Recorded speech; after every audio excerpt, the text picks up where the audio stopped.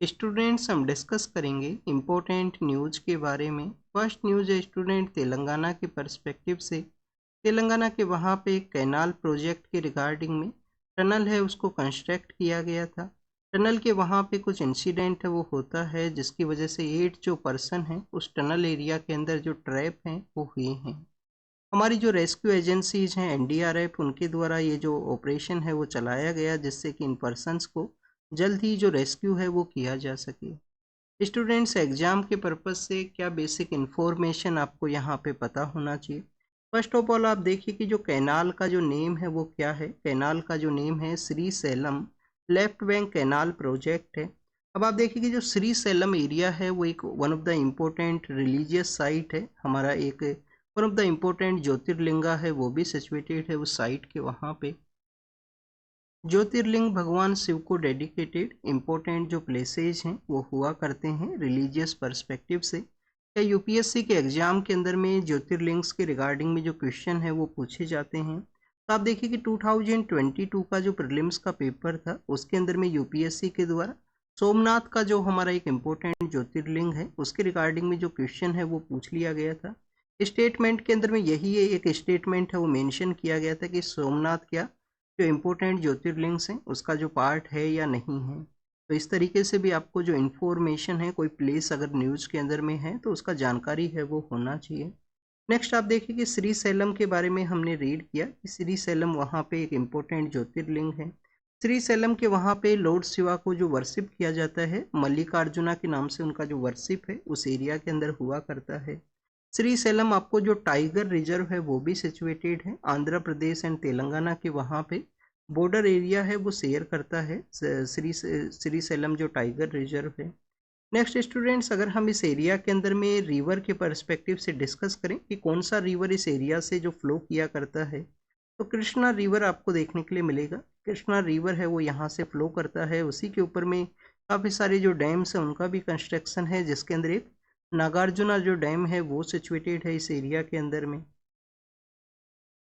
And students इसी area से जो नल्ला मल्ला हिल्स हैं वो भी यहाँ से पास करती हैं जो कि किसका पार्ट है नल्ला मल्ला हिल्स पार्ट है ईस्टर्न घाट का। ईस्टर्न घाट का जो हाईएस्ट पीक है वो कौन सा है स्टूडेंट्स ये आपको ज़रूर से पता होना चाहिए। कमेंट सेक्शन के अंदर बताना आप, ये आपका होमवर्क है।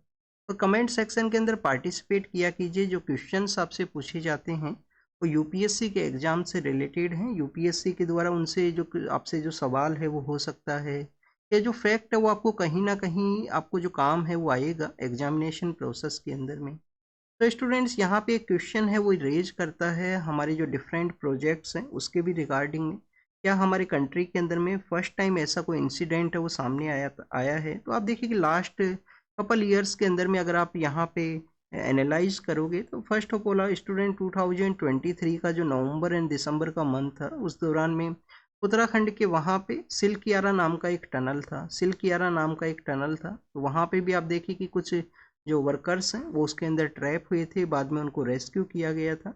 उत्तरकाशी जो डिस्ट्रिक्ट है जो वेस्टर्न पार्ट ऑफ उत्तराखंड है वहाँ पे वो सिचुएटेड था। अभी कुछ दिन पहले हमने रीड किया है कि आसाम के वहाँ पे जो इलीगल एक्टिविटीज़ हैं वहाँ पे जो अब देखिए कि जो रेड होल कोल माइनिंग है जिसको कि बैन किया गया है एनजीटी के द्वारा। तो उसके बैन के बाद में भी कुछ लोगों के द्वारा कोल का जो एक्सट्रैक्शन है उसके लिए एक माइनिंग एरिया के अंदर में जाते हैं और उसके अंदर ट्रैप हो गए थे जो कि दीमा हसाऊ नाम की एक जगह है आसाम के वहाँ पे सिचुएटेड है। तो अगर ऐसी जो कैजुअलिटीज़ हैं ऐसे जो इंसिडेंट्स हैं उनको अगर हमें रोकना है तो बेसिकली आप देखिए कि कोई भी गवर्नमेंट के द्वारा ऑथराइज कोई प्रोजेक्ट है चाहे वो स्टेट गवर्नमेंट के द्वारा हो या सेंट्रल गवर्नमेंट के द्वारा उसका उस एरिया का जो इन्वायरमेंट इम्पैक्ट असेसमेंट है वो ज़रूरी होना चाहिए उस प्रोजेक्ट के रिगार्डिंग में। उस वहाँ का जो प्रॉपर एनालिसिस किया जाए कि प्रोजेक्ट का अगर कैरी आउट किया जाएगा ड्रिलिंग का प्रोसेस कैरी आउट होगा तो उसके क्या इम्पैक्ट है वो हो सकते हैं उस एरिया का जो मिट्टी है या जो टनल है उसके रिगार्डिंग में। तो ये बेसिकली हमने टनल प्रोजेक्ट के बारे में रीड किया। नेक्स्ट आप देखिए कि नेपाल के पर्सपेक्टिव से है। नेपाल के जो प्राइम मिनिस्टर हैं उनको होप है कि इंडिया के द्वारा उनको 2025 का जो फर्स्ट हाफ है उस दौरान में उनको इनवाइट किया जाएगा कि नेपाल के जो फाइनेंस मिनिस्टर हैं उनके द्वारा ये फॉरेन मिनिस्टर हैं उनके द्वारा ये स्टेटमेंट था। इंडियन ओशियन कॉन्फ्रेंस जो कि रिसेंटली कहाँ पे ऑर्गेनाइज हुआ है मस्कट के वहाँ पे जो कि ओमान में है। तो आप देखिए कि उस दौरान में उनके द्वारा हमारे जो मिनिस्टर ऑफ एक्सटर्नल अफेयर हैं उनके साथ में भी जो डिस्कशन है वो किया गया है। अभी जो नेपाल के जो पॉलिटिकल लीडर हैं वो चाइना के विजिट के लिए गए थे, तो आप देखिए कि बेल्ट एंड रोड इनिशिएटिव उसकी रिगार्डिंग इंडिया और नेपाल के कुछ डिफरेंसेज हैं वो हो सकते हैं। और भी यहाँ पे काफ़ी सारे ऐसे प्रोजेक्ट्स हैं जिसके अंदर में बेसिकली आपको जो cross border south Asian energy grid project है इंडिया का, ये हमारे जो साउथ एशियन नेशंस हैं, south Asian nation basically Bangladesh भी उसका पार्ट था, इंडिया है और आप देखिए कि नेपाल है। तो इनको जो इलेक्ट्रिसिटी है उसको सप्लाई करने के पर्सपेक्टिव से तो बेसिकली उसी एरिया के अंदर में बेल्ट एंड रोड इनिशिएटिव का कोई प्रोजेक्ट है उसको कैरी आउट करना था, जिसको कि इंडिया के द्वारा ऑब्जेक्शन है वो किया गया था। इसके अलावा नेपाल का एक और डिमांड है कि जो पोखरा का एरिया है जो कि बुद्धिज्म के पर्सपेक्टिव से one of the important area है, वहाँ पे टूरिज्म को बूस्ट किया जा सके नेपाल के द्वारा। तो पोखरा के एरिया के अंदर में इंडिया से कंसेंट है वो लिया जाए वहाँ पे फ्लाइट्स के रिगार्डिंग में, पर सिक्योरिटी का जो पर्सपेक्टिव है उसकी वजह से इंडिया के द्वारा जो फ्लाइट्स हैं, क्योंकि इंडिया का टेरिटरी से वो जो फ्लाइट है वो पास करेंगे, तो इंडिया के द्वारा उसको ऑब्जेक्शन है वो किया गया है, अभी जो क्लियरेंस है उसको नहीं प्रोवाइड किया गया। क्वेश्चन क्या पूछा जा सकता है यहाँ से, क्वेश्चन आपसे ये पूछा जा सकता है, एक तो आपको नेपाल का जो लोकेशन है वो पता होना चाहिए, हमारे कौन कौन से स्टेट्स हैं जिसके साथ में नेपाल अपना बॉर्डर एरिया शेयर करता है। क्या उत्तराखंड के साथ में शेयर करता है? यस स्टूडेंट्स, उत्तराखंड के साथ में शेयर करता है। क्या बिहार के साथ में अपना एरिया शेयर करता है? यस स्टूडेंट्स, बिहार के साथ भी शेयर करता है। क्या उत्तर प्रदेश है? तो यस स्टूडेंट्स, उत्तर प्रदेश के साथ भी अपना जो एरिया है वो शेयर करता है। इसके अलावा जो स्टेट्स हैं उनके साथ में भी आप एक बार लोकेशन के थ्रू इसको ज़रूर से देखना अपने एटलास के अंदर में, क्योंकि स्टूडेंट्स इन 3 स्टेट्स के अलावा आपको जो सिक्किम एंड वेस्ट बंगाल हैं उनका भी एरिया है वो नेपाल के साथ में शेयर्ड है वो देखने के लिए मिलता है। आप देखिए कि नेपाल के द्वारा अर्लियर फेज के अंदर क्या किया गया था कि 3 ऐसे प्लेसेज हैं जो कि इंडिया के अंदर सिचुएटेड हैं, उनके ऊपर अपना जो क्लेम है वो शो किया गया था 2019 के समय में। तो उस समय से कंटिन्यूस इंडिया और नेपाल के जो रिलेशन है वो एक बैड फेज के अंदर में है, उस तरीके का जो कनेक्टिविटी है वो आपको नहीं देखने के लिए मिलेगा। तो आप देखिए कि 2019 के समय कौन से ऐसे 3 प्लेस हैं जिनके ऊपर उनके द्वारा क्लेम किया गया था। एक तो स्टूडेंट्स जगह का नाम है काला पानी। वैसे आप काला पानी का जब सज़ा के बारे में डिस्कस करते हो तो अंडमान एंड निकोबार का जो जेल है वहाँ पे हमारे जो फ्रीडम फाइटर्स को सेंड किया जाता था, काला पानी का जो सज़ा है वो दिया जाता था। बट यहाँ पे आप देखिए कि काला पानी नाम की एक जगह है जो उत्तराखंड के अंदर सिचुएटेड है, वहाँ पे क्लेम किया गया। लिम्पिया दूरा नाम की एक जगह है और लिपू लेक है, लिम्पिया दूरा है, लिपू लेक है, लिपू लेक है, लिम्पिया दूरा है, ये 3 प्लेसेज हैं जिनके ऊपर अपना जो क्लेम है वो किया गया था नेपाल के द्वारा। इंडिया के द्वारा उसको ऑब्जेक्शन है वो किया गया कि इंडिया के ये जो पार्ट हैं इंडिया के अंदर ही ये सिचुएटेड हैं। अब यहाँ पे जो होप किया गया है कि बिम्स्टेक का जब मीटिंग ऑर्गेनाइज होगा तो उसके अंदर में हमारे जो पॉलिटिकल लीडर्स हैं उनका मीटिंग हो सके नेपाल के साथ में। तो आप देखिए कि हमारे जो पॉलिटिकल जो बिम्स्टेक के अंदर मिलेंगे, तो बिम्स्टेक का जो मेंबर कंट्रीज हैं कब उसका इस्टेब्लिशमेंट हुआ उसके बारे में एक बार हम डिस्कस करते हैं। स्टूडेंट्स, बिम्स्टेक आईआर के पर्सपेक्टिव से एक इम्पोर्टेंट ग्रुपिंग है, एक इम्पोर्टेंट ग्रुपिंग है बे ऑफ बंगाल के नियर बाई एरिया के अंदर में जो कंट्री सिचुएटेड हैं उनका ये जो ग्रुप है वो सेटअप होता है बैंकॉक डिक्लेरेशन के थ्रू। बैंकॉक डिक्लेरेशन के थ्रू बिम्स्टेक है उसको सेटअप किया गया है, multi sectoral technical and economic cooperation है इस ग्रुपिंग के थ्रू में। तो आप देखिए कि बांग्लादेश है, बांग्लादेश, भूटान, इंडिया और नेपाल है। तो बांग्लादेश, भूटान, इंडिया और नेपाल है। इसके अलावा स्टूडेंट्स म्यांमार है, म्यांमार है, थाईलैंड है, थाईलैंड है और श्रीलंका है। तो ये बेसिकली जो 7 कंट्रीज हैं वो इसके मेंबर हैं, ये आपको ज़रूर से याद रखना। इसका जो हेडक्वार्टर है वो कहाँ पे सिचुएटेड है? बांग्लादेश का जो कैपिटल है ढाका, वहाँ पे इसका जो हेडक्वार्टर है वो सिचुएटेड है। तो ये हमने डिस्कस किया इंडिया नेपाल के बारे में। अभी होप किया गया है कि उनको इंडिया के द्वारा इनवाइट किया जाएगा। नेक्स्ट स्टूडेंट्स हैं मणिपुर के पर्सपेक्टिव से। मणिपुर के जो गवर्नर हैं उनके द्वारा एक कॉल है वो दिया गया था लोगों को कि उनके द्वारा जो भी वेपन्स लूटे गए हैं उनको सरेंडर कीजिए, उनको वापस से अपना जो आप सिक्योरिटी फोर्सेज को वापस से रिटर्न कर दीजिए। तो आप देखिए कि वहाँ पे उस कॉल की वजह से काफ़ी सारा जो जो सपोर्ट है वो देखने के लिए मिला है। कुकी एंड जो कम्युनिटी के जो लोग हैं उनके द्वारा जो वापस से जो वेपन्स हैं उनको रिटर्न किया गया है, जो कि हमारा पुलिस फोर्सेज के इम्पोर्टेंट वेपन्स हैं वो हुआ करते हैं। नेक्स्ट अगर हम डिस्कस करें स्टूडेंट, एक आप देखिए कि मणिपुर के बारे में एक आपको ये इन्फॉर्मेशन ये होना चाहिए कि जब भी हम मणिपुर के बारे में रीड करते हैं तो मणिपुर को क्या आर्टिकल 371 के अंदर में स्पेशल प्रोविजन है वो अवेलेबल है।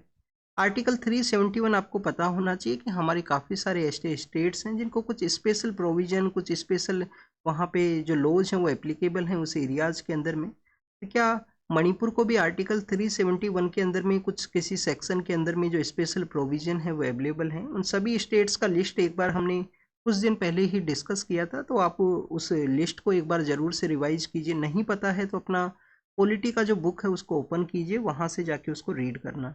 आप देखिए कि गुजरात है, महाराष्ट्र भी उसका पार्ट है, नागालैंड भी उसका पार्ट है, हमारा north eastern part of India का जो मेघालय है उनका भी डिमांड है कि उनके द्वारा भी स्पेशल प्रोविजन को ऐड किया जाए। सिक्किम है, आंध्र प्रदेश के रिगार्डिंग में भी जो प्रोविजन है वो अवेलेबल हैं, गोवा के रिगार्डिंग में भी हैं उस आर्टिकल 371 के अंडर में। नेक्स्ट स्टूडेंट्स उड़ीसा के पर्सपेक्टिव से हैं। उड़ीसा के वहाँ पे आप देखिए कि एक जगह है, उड़ीसा के वहाँ पे एक जगह है रत्नागिरी। रत्नागिरी के अंदर में वहाँ पे जो आर्कोलॉजिस्ट हैं उनके द्वारा अपना जो एक्सकावेशन है उसको कैरी आउट किया गया है, और जिसके अंदर में आप देखें कि जो भगवान बुद्ध हैं, भगवान बुद्ध का एक मैसिव जो बुद्धा का जो फेस है, जो हेड है, उसको एक्सट्रैक्ट है वो किया गया है। तो आप देखिए कि उनका जो कम्प्लीटली आर्कोलॉजिस्ट का जो वर्क है उसका ये जो सक्सेस है वो देखने के लिए मिला। उड़ीसा का ये जो एरिया है, रत्नागिरी का जो एरिया है, रत्नागिरी है, उदयगिरी है, ललितगिरी है, तो आप देखिए कि ये जो 3 एरियाज हैं एक डायमंड को क्रिएट करते हैं, डायमंड ट्राइंगल को इसको बोला करते हैं इन 3 प्लेसेस को। रत्नागिरी हैं, उदयगिरी हैं और ललितगिरी हैं। आप देखिए कि इन 3 प्लेसेस के ऊपर बुद्धाज के जो एविडेंस हैं वो आपको देखने के लिए मिलेंगे। बुद्धाज के जो एविडेंस हैं वो सिचुएटेड हैं। नेक्स्ट अगर हम बात करें स्टूडेंट्स रत्नागिरी के बारे में, रत्नागिरी के रिगार्डिंग में आप देखिए कि एक हिल एरिया के अंदर में ये सिचुएटेड है। असिया हिल्स हैं जिस एरिया के अंदर में ये सिचुएटेड है। कुछ रिवर भी वहाँ से फ्लो करती हैं, ब्रह्माणी जो रिवर है, कामिरा है, इसके अलावा बिरूपा है, कुछ ऐसी लोकल रिवर्स भी हैं। और ब्रह्माणी आप देखिए कि आपने रीड किया होगा ये तो ज्योग्राफी के अंदर में, जो ब्रह्माणी रिवर है, ब्राह्मणी रिवर है, वो वहाँ से फ्लो करती है। ये ट्राइंगल आपको पता होना चाहिए कौन कौन सा जो एरिया है वो सिचुएटेड है जो बुद्धिज्म के पर्सपेक्टिव से इम्पोर्टेंट है। अब आप देखिए कि जनवरी के मंथ के दौरान में हमारा जो प्रवासी भारतीय दिवस का एक इवेंट हुआ करता है 9 जनवरी को, उसको भी ऑर्गेनाइज उड़ीसा के वहाँ पे ही किया गया था। और जब उड़ीसा के वहाँ पे ऑर्गेनाइज किया गया था तो हमारे पीएम के द्वारा जो हमारे इंडियन डायस्पोरा है उसको एड्रेस किया गया, जो इनवाइटेड थे उस प्रवासी भारतीय दिवस के अंदर में। तो उनको जब पीएम सर के द्वारा एड्रेस किया गया तो बताया गया कि ये जो एरिया है यहाँ पे पीस के इस्टेब्लिशमेंट के रिगार्डिंग में आप देखिए कि भगवान बुद्ध के जो थॉट प्रोसेस हैं उनको एग्जीक्यूट है वो किया गया था। जो एम्परर अशोका हैं उनके द्वारा आप देखिए कि उसी एरिया के अंदर में कलिंगा का जो वॉर है, बैटल ऑफ कलिंग के बाद में धोली का जो इंस्क्रिप्शन है उसी एरिया के अंदर सिचुएटेड किया गया था, भुवनेश्वर के ही नियर बाई एरिया के अंदर में। उड़ीसा का ये जो एरिया है यहाँ पे बुद्धिज्म का जो इन्फ्लुएंस है वो आपको देखने के लिए मिलेगा। बुद्धिज्म का काफ़ी सारा इन्फ्लुएंस है वो सिचुएटेड है। तो इस तरीके से भगवान बुद्ध के जो इम्पोर्टेंट फैक्ट्स हैं वो भी आपको पता होना चाहिए। अब आप देखिए कि पोखरा के अंदर भी जो नेपाल का भी हमने डिस्कस किया, इंडिया के द्वारा जो फ्लाइट्स का जो सिक्योरिटी कंसर्न्स को रेज किया गया है उस प्रोजेक्ट के पर्सपेक्टिव से। तो आप देखिए कि भगवान बुद्ध का जो ओरिजिन है, जो उनके 4 इंपॉर्टेंट प्लेसेस को अगर हम एक बार रीड करें तो कहाँ पे उनका बर्थ होता है, लुम्बिनी नाम की जो जगह है जो प्रेजेंट समय में आपको नेपाल का जो एरिया है वहाँ पे देखने के लिए मिलता है। लुम्बिनी नाम की जो जगह है वहाँ पे उनका जो बर्थ है वो आपको देखने के लिए मिलेगा। इनको भगवान बुद्ध को जो एनलाइटमेंट है, जो ज्ञान का जो प्राप्ति है वो कहाँ पे होता है, तो आप देखिए कि बोध गया जो है, बोध गया है। थर्ड स्टूडेंट्स अगर हम डिस्कस करें, फर्स्ट अपना जो सेरेमन है वो कहाँ पे इनके द्वारा डिलीवर किया गया था, सारनाथ नाम की जो जगह है जो कि उत्तर प्रदेश के वहाँ पे ही सिचुएटेड है, eastern part of Uttar Pradesh के अंदर में। फोर्थ आप देखिए कि स्टूडेंट्स इनका जो जहाँ पे महापरिनिर्वाण है, जो डेथ है वो हुआ है भगवान बुद्ध का, तो महापरिनिर्वाण का जो जगह है वो है कुशीनगर। कुशीनगर नाम की जगह है जो कि आपको north eastern part of Uttar Pradesh के वहाँ पे सिचुएटेड है। ये 4 इंपॉर्टेंट ऐसे प्लेसेज हैं भगवान बुद्ध से रिलेटेड, जो कि आप देखिए कि 3 ऐसे प्लेस हैं जो इंडिया के अंदर सिचुएटेड हैं, एक प्लेस आपको नेपाल के अंदर देखने के लिए मिलेगा। और काफ़ी सारे जो बुद्धिज्म का जो रिलीजन आप देखिए कि स्प्रेड होता है, तो काफ़ी सारे एरियाज़ के अंदर उनका इन्फ्लुएंस है। इवन श्रीलंका के अंदर भी जो एम्परर अशोका के द्वारा अपने जो सन है उनको सेंड किया जाता है। महेंद्र उनके सन हुआ करते हैं कि भगवान बुद्ध के जो मैसेज है उनको वहां तक पहुंचाया जाए। जो भगवान बुद्ध के जो आप देखिए कि धम्मा का जो कॉन्सेप्ट है, धर्मा का जो कॉन्सेप्ट है उसको एग्जिस्ट है वो करवाया जा सके उस एरिया के अंदर में। तो ये स्टूडेंट्स हमने बुद्धिज्म के पर्सपेक्टिव से रीड किया, इंपॉर्टेंट साइट्स के बारे में हमने रीड किया। यहाँ से आप देखिए कि एक स्टोन है कोंडालाइट स्टोन, उसके भी जो स्टैचूज हैं वो बने हुए हैं भगवान बुद्ध के, उनका भी प्रेजेंस आपको इस रत्नागिरी के एरिया के अंदर में ऑलरेडी आपको देखने के लिए मिलेगा। अब हम यहाँ पे भगवान बुद्ध के ही पर्सपेक्टिव से एक और कुछ इंपॉर्टेंट थिंग्स को डिस्कस करते हैं। वो है भगवान बुद्ध के चले जाने के बाद में उनका जब महापरिनिर्वाण होता है तो उसके बाद में आप देखिए कि बुद्धिस्ट काउंसिल है वो कॉन्स्टिट्यूट होती हैं कि भगवान बुद्ध का जो मैसेज है उसको हम किस तरीके से स्प्रेड करेंगे। तो कुछ बुद्धिस्ट काउंसिल हैं वो बनी थी उस दौरान में, 4 बुद्धिस्ट काउंसिल हैं। कहाँ पे वो ऑर्गेनाइज हुई, कौन उनका हेड था, और आप देखिए कि वहाँ से क्या मैसेज का जो डिलीवरी है वो हुआ है। तो ये आपको ज़रूर से याद होना चाहिए। तो स्टूडेंट्स अगर हम उन काउंसिल्स के बारे में डिस्कस करें तो आप देखिए कि जो फर्स्ट बुद्धिस्ट काउंसिल है वो कहाँ पे ऑर्गेनाइज होता है, राजगृह के वहाँ पे ऑर्गेनाइज किया गया था। एक बार इसको यहाँ पे रफ करेंगे और यहाँ पे इसको रीड करते हैं।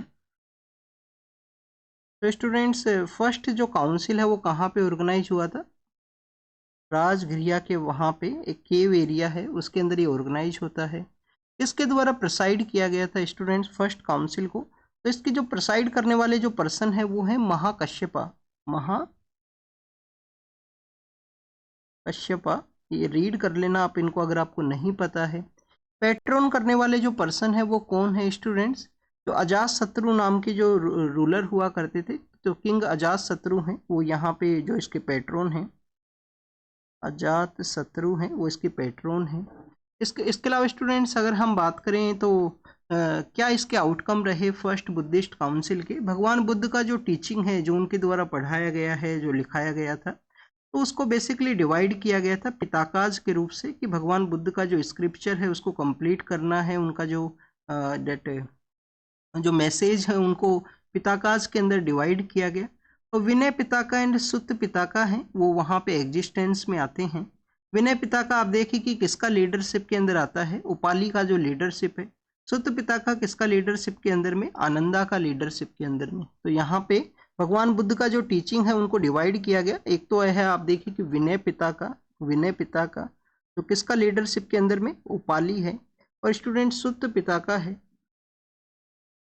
पिताका है जो बेसिकली आनंदा का लीडरशिप के अंदर में यहाँ पे डेवलप है वो किया जाएगा।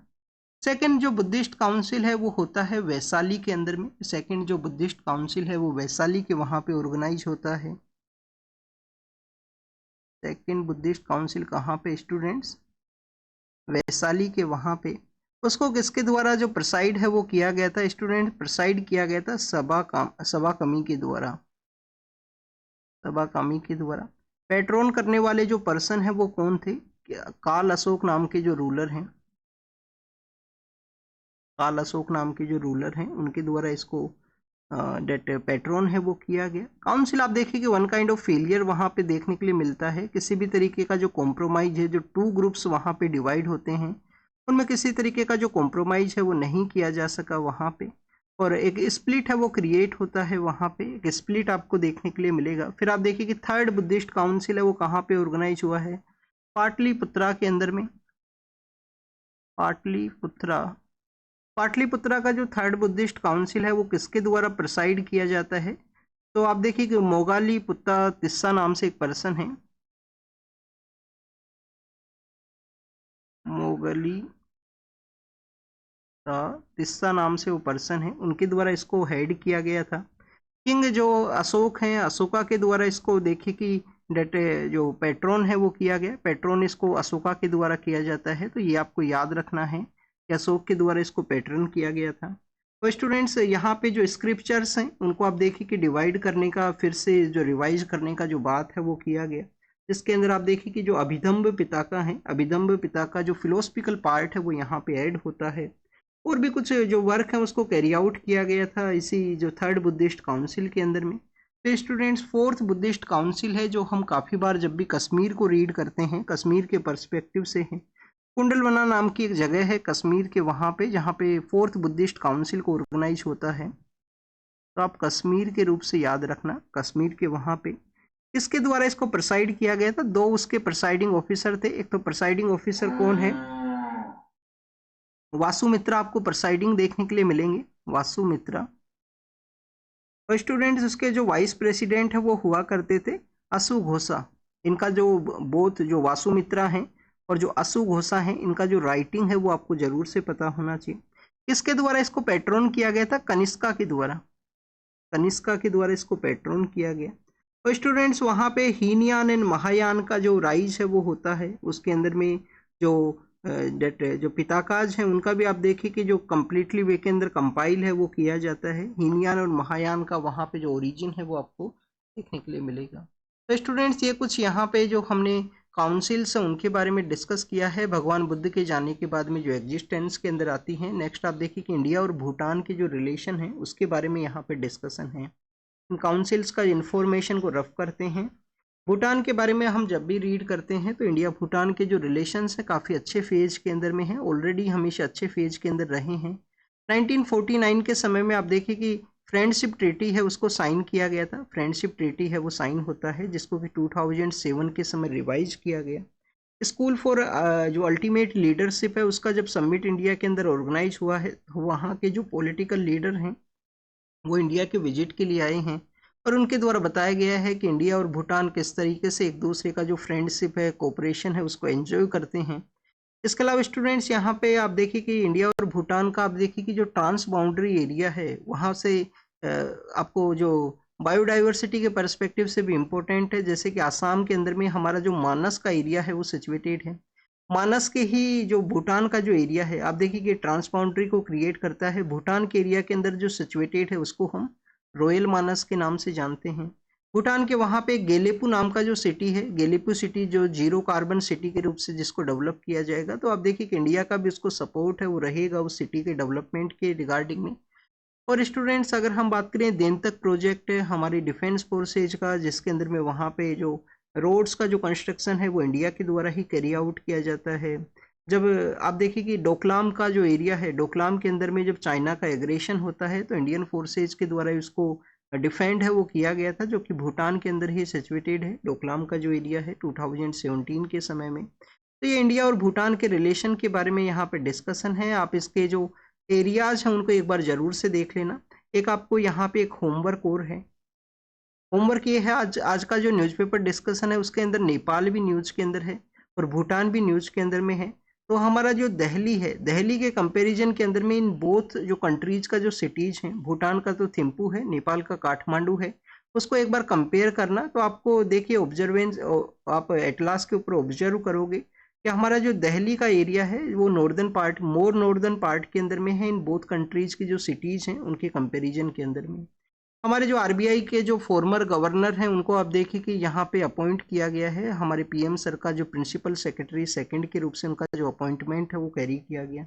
स्टूडेंट्स, क्या जो प्रिंसिपल सेक्रेटरी हुआ करते हैं पीएम के, इनके द्वारा क्या सिविल सर्विस बोर्ड को हेड किया जाता है? तो स्टूडेंट्स, सिविल सर्विस जो बोर्ड हुआ करता है उसको हेड किसके द्वारा किया जाता है? कैबिनेट सेक्रेटरी के द्वारा। उसको किसके द्वारा हेड किया जाता है? कैबिनेट सेक्रेटरी के द्वारा। तो प्रिंसिपल सेक्रेटरी किसको हेड करते हैं स्टूडेंट्स? पीएमओ का जो वर्किंग प्रोसेस है उसको हेड किया करते हैं प्रिंसिपल सेक्रेटरी के द्वारा।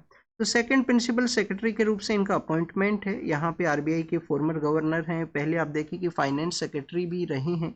फाइनेंस मिनिस्ट्री के अंदर भी इनका इंपॉर्टेंट वर्क था, डिमोनेटाइजेशन का जो वर्क था उस दौरान में। नेक्स्ट अगर हम बात करें, हमारे जो पीएम सर हैं वो जाएंगे मॉरिशस के विजिट के लिए। मॉरिशस के वहाँ पे जब नेशनल डे का सेलिब्रेशन रहेगा तो पीएम सर को एज ए चीफ गेस्ट के रूप से इनवाइट किया गया है। अब यहाँ पे आपको फर्स्ट ऑफ ऑल एग्जाम के पर्पज से इंफॉर्मेशन एक तो ये होना चाहिए कि जो इनका डेट नेशनल डे है उससे पहले भी हमारे पीएम सर हैं वहाँ पे विजिट के लिए गए हैं। अब देखिए कि 12 मार्च का वो डे है, हमारे इंडिया के हिस्टोरिकल पर्सपेक्टिव से भी इम्पोर्टेंट है 12 मार्च। 12 मार्च इम्पोर्टेंट इस वजह से है कि 1930 के समय में जो गांधी जी आप देखिए कि दांडी मार्च है उसको स्टार्ट करते हैं 12 मार्च को और 6 अप्रैल को वो पहुंचते हैं दांडी के, वहाँ पे सोल्ट है उसको बनाते हैं तो 12 मार्च का जो डे है उस हिस्टोरिकल पर्सपेक्टिव से भी इम्पोर्टेंट है। फिर गांधी के जो फिर आइडियाज़ हैं उनसे आप देखिए कि काफ़ी सारे जो कंट्री हैं वो इंस्पायर करते हैं, स्पेशली इंडियन ओशियन रीजन है, अफ्रीकन कॉन्टिनेंट के कुछ कंट्रीज हैं। नेक्स्ट स्टूडेंट्स, यहाँ पे मॉरिशस का लोकेशन एक आपको और पता होना चाहिए। मॉरिशस का लोकेशन आपको पता होना चाहिए कि इंडियन ओशियन रीजन के अंदर में इसके नियर बाई एरियाज़ के अंदर में कौन कौन से जो कंट्रीज हैं, कुछ से आइलैंड्स हैं वो सिचुएटेड हैं। तो सपोज कीजिए स्टूडेंट्स ये मडागास्कर है, सपोज कीजिए मडागास्कर है। मडागास्कर के यहाँ पे जो ईस्टर्न पार्ट है वहाँ पे आपको मॉरिशस है वो सिचुएटेड है। मॉरिशस के सदर्न पार्ट के अंदर में कौन सा है स्टूडेंट्स? रीयूनियन है वो सिचुएटेड है। और नॉर्दर्न पार्ट के अंदर में यहाँ पे आप देखिए कि सेशेल्स है वो यहाँ पे सिचुएटेड है, सेशेल्स है वो यहाँ पे सिचुएटेड है। मडागास्कर का जो वेस्टर्न पार्ट है वहाँ पे आपको दो जो आइलैंड है वो देखने के लिए मिलेंगे। एक आप देखिए कि कोमरोस है, कोमरोस है। और स्टूडेंट्स कोमरोस के ही सदर्न पार्ट के अंदर में, साउथ ईस्टर्न पार्ट के अंदर में वहाँ पे सिचुएटेड है मयोते, जहाँ पे अभी आप देखिए कि साइक्लोन की वजह से न्यूज़ के अंदर में था, फ्रांस का ये टेरिटरी एरिया है। तो यहाँ पे जो मॉरिशस है वो सिचुएटेड है। तो this is all the information Indian ocean region के जो आइलैंड्स हैं उनके बारे में हमने डिस्कस किया। मिनिस्ट्री ऑफ कल्चर के द्वारा स्टेट्स को कहा गया है कि मैरिज का जो रजिस्ट्रेशन है मैरिज डेस्टिनेशन के रूप से इंडिया को डेवलप किया जा सके। तो मैरिज का जो रजिस्ट्रेशन रूल्स हैं उनको लिटिल बिट आप इजी कीजिए, जिससे कि वेडिंग मार्केट है, वेडिंग मार्केट के रूप से यहाँ पे जो डेस्टिनेशन वेडिंग का जो कॉन्सेप्ट हुआ करता है उसके थ्रू आप देखिए कि इसको प्रमोट है वो किया जा सके। विकातन नाम का एक मैगजीन है सदर्न इंडिया से आप देखिए पब्लिश हुआ करता है। उनके द्वारा हमारे जो पीएम सर हैं उनको उनका एक कार्टून है वो शो किया गया, पीएम सर को एक कार्टून के थ्रू शो करने का कोशिश किया गया। तो आप देखिए कि उसके रिगार्डिंग में कुछ यहाँ पे जो उसका पब्लिकेशन है उनको इनएक्सेसिबल है वो किया गया है डिजिटल पर्सपेक्टिव से। तो स्टूडेंट्स यहाँ पे हम डिस्कस करें कि गवर्नमेंट के द्वारा कौन से जो रूल्स हैं। तो इंफॉर्मेशन टेक्नोलॉजी रूल है। इंफॉर्मेशन टेक्नोलॉजी का जो सेक्शन 69A है उसके अंदर में आप देखिए कि गवर्नमेंट को पावर है कि किसी भी वेबसाइट के द्वारा कैसा भी ऐसा कोई कंटेंट है जिसके अंदर इंडिया का जो सोर्निटी है उसके इंटरेस्ट को वो हार्म करता है, इंटीग्रिटी को वो हार्म करता है। तो सोर्निटी एंड इंटीग्रिटी को अगर कोई हार्म करता है तो उसका जो कंटेंट है उसको ब्लॉक किया जा सकता है। Defence of India and security of India का भी आप देखिए कि कंसर्न्स को रेज करता है। Defence of India and security of India के कंसर्न्स को भी रेज करता है तो उसको भी ब्लॉक किया जा सकता है। या हमारे जो फ्रेंडली रिलेशन है फॉरेन कंट्रीज के साथ में, जो फ्रेंडली रिलेशन है उसको आप देखिए कि ये डिस्टर्ब करता है कोई कंटेंट इस तरीके का। पब्लिक ऑर्डर को चेंज करता है, पब्लिक ऑर्डर के अंदर में सेंटिमेंट्स को आप देखिए कैरी करता है। तो उस समय में गवर्नमेंट के द्वारा उस दौरान में उस कंटेंट को जो ब्लॉक है वो किया जा सकता है डिजिटल पर्सपेक्टिव से। तो ये हमारा इंफॉर्मेशन टेक्नोलॉजी रूल 69A के थ्रू में ये जो पावर है वो अवेलेबल है गवर्नमेंट के पास में, ministry of information and broadcasting के अंडर में। नेक्स्ट आप देखिए कि तमिलनाडु का जो रिसेंट प्रोटेस्ट है, तो प्रोटेस्ट वहाँ पे है कि कुछ जो पैसा है वो रोका गया है। समग्र शिक्षा अभियान है, पीएम श्री है school for rising India, prime minister school for rising India उनका। तो ये कंटिन्यूस हमने रीड किया है। तमिलनाडु का आप देखिए कि कंटिन्यूस जो एंटी हिंदी जो सेंटिमेंट्स हैं वो हुआ करते हैं, हिंदी का उनके द्वारा जो अपोज है वो किया जाता है। फर्स्ट ऑफ ऑल इसका अगर हम ओरिजिन के बारे में डिस्कस करें तो 1937 के समय में आप देखिए कि जब सी राजगोपालाचारी का जब गवर्नमेंट आता था तो उस समय में वहाँ पे गवर्नमेंट जब इस्टेब्लिश हुए थे हमारे लोकल एरियाज़ के अंदर में, तो उस दौरान में वहाँ पे हिंदी को इम्पोज करने का बात किया गया था, जिसके अंदर में बेसिकली आप देखिए कि जो जस्टिस पार्टी है उनके द्वारा उसको अपोज किया जाता है। जस्टिस पार्टी के द्वारा उस 1937 के समय भी उसको अपोज है वो किया गया। उसके बाद में स्टूडेंट्स 1968 का जो प्रोविज़न है उसके थ्रू आप देखिए कि वहाँ पे जो ऑफिशियल लैंग्वेज का एक प्रोविज़न आता है उसको बेसिकली एक्सेप्ट वो किया जाता है तमिलनाडु का जो गवर्नमेंट है उनके द्वारा। अभी तक हमारे यहाँ पे हिंदी का कोई प्रोविज़न है वो नहीं है। न्यू एजुकेशन पॉलिसी के अंदर 3 लैंग्वेज का एक कॉन्सेप्ट है वो लाया गया। न्यू एजुकेशन पॉलिसी के अंदर में 3 लैंग्वेज का एक कॉन्सेप्ट लाया गया। तो 3 लैंग्वेज के अंदर में यहाँ पे तमिलनाडु का कंसर्न यही है कि जो हिंदी लैंग्वेज है उनको इम्पोज किया जा सकता है, हिंदी लैंग्वेज के रिगार्डिंग में जो उनको इंस्ट्रक्शन है वो दिए जा सकते हैं। तो उसी के यहाँ पे उनका जो अपोज है गवर्नमेंट के द्वारा क्लियरिफाई किया गया है कि किसी भी तरीके से जो हिंदी लैंग्वेज है उसको नहीं यूज किया जाएगा। आप कोई अल्टरनेटिव जो लैंग्वेज है उसको यूज कर सकते हो। यहाँ पे जो स्टूडेंट्स हैं उनका लर्निंग कॉन्सेप्ट है वो इम्प्रूव हो, अगर मल्टीपल लैंग्वेज हैं वो लर्न करते हैं यहाँ पे अपने एजुकेशन के दौरान में। नेक्स्ट स्टूडेंट्स आप देखिए कि तस्मान सी के बारे में है। सपोज कीजिए स्टूडेंट्स ये ऑस्ट्रेलिया सिचुएटेड है। ऑस्ट्रेलिया के यहाँ पे जो आइलैंड कंट्रीज है, न्यूजीलैंड है, 2 आइलैंड है उनका, नॉर्दर्न आइलैंड, सदर्न आइलैंड, और यहाँ पे जो सी का एरिया है उसको बोलते हैं तस्मान सी। तस्मान सी के वहाँ पे चाइना का जो एक आप देखिए कि नेवल फोर्सेज का प्रेजेंस हुआ है, उनके द्वारा कुछ फायरिंग भी किया गया है। तो यहाँ पे ऑस्ट्रेलिया और न्यूजीलैंड के द्वारा अपने जो कंसर्न है उसको रेज किया गया है कि उनके द्वारा एक तो एक्सरसाइज आप देखिए कि तस्मान सी के अंदर किया गया और फायरिंग और उनके द्वारा कैरी आउट किया गया है। जो फ्रांस के जो पॉलिटिकल लीडर हैं उनके द्वारा कहा गया कि यूएस के प्रेसिडेंट को थिंक करना चाहिए, फ्रेंडली रिलेशंस को, टैरिफ जो रेसिप्रोकल टैरिफ है उसका डेट इम्पैक्ट है वो नहीं होना चाहिए। और स्टूडेंट्स यूक्रेन के जो पॉलिटिकल लीडर हैं उनके द्वारा यूएस के साथ में जो मिनरल डील उनका होने वाला था उससे आप देखिए कि उनको नहीं साइन किया जाएगा। अभी रिसेंटली कुछ स्टेटमेंट्स हैं वो हुए हैं यूएस के प्रेसिडेंट के द्वारा, कहा गया कि यूक्रेन के पॉलिटिकल लीडर का जरूरी नहीं है किसी भी एग्रीमेंट को अगर हमें साइन करना है। इनके द्वारा कहा गया था कि रशियन मिस इन्फॉर्मेशन को आप मत कैरी कीजिए। फ्रांस के वहाँ पे एक अटैक के बारे में है, एग्जाम के अंदर ये क्वेश्चन है वो नहीं पूछे जाते हैं। हमास के द्वारा कुछ 6 होस्टेज हैं उनको रिलीज किया गया है वहाँ पे, पैलेस्टीनियन प्रिजनर्स का जो एक्सचेंज है उसके रिगार्डिंग में। और नेक्स्ट आप देखिए कि यूएस के कुछ डेवलपमेंट के बारे में है जो एग्जाम के पर्पज से नहीं इम्पोर्टेंट है।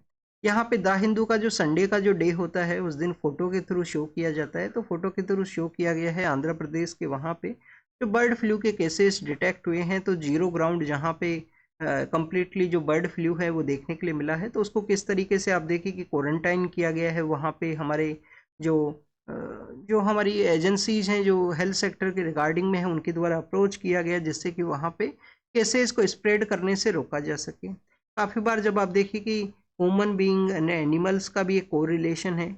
जब कोविड-19 का स्प्रेड हुआ था तो एक कॉन्सेप्ट न्यूज़ के अंदर में आया था कि वन हेल्थ अप्रोच को हमें डील करने का ज़रूरत है। वन हेल्थ अप्रोच क्या है कि ह्यूमन बींग्स को ही सर्विलेंस ना किया जाए, एनिमल्स का भी जो सर्विलेंस है, एनिमल हैं, बर्ड हैं, वाइल्ड लाइफ एनिमल हैं, उन सभी का जो सर्विलेंस है वो कैरी आउट किया जा सके। क्योंकि एक को रिलेशन है वहाँ से कुछ जो आप देखिए कि वायरस है, कोई बैक्टीरिया है वो स्प्रेड होता है, ह्यूमन बींग्स को उसका इम्पैक्ट है वो हुआ करता है। तो वन हेल्थ जो है 2021 के समय काफ़ी ज़्यादा न्यूज़ के अंदर में था, वन हेल्थ अप्रोच। तो this is all the information related to the today's newspaper. जो भी क्वेश्चन आपसे पूछे गए हैं, जो इन्फॉर्मेशन आपको दिया गया है वो कमेंट सेक्शन के अंदर बताना। Thank you students, thank you very much.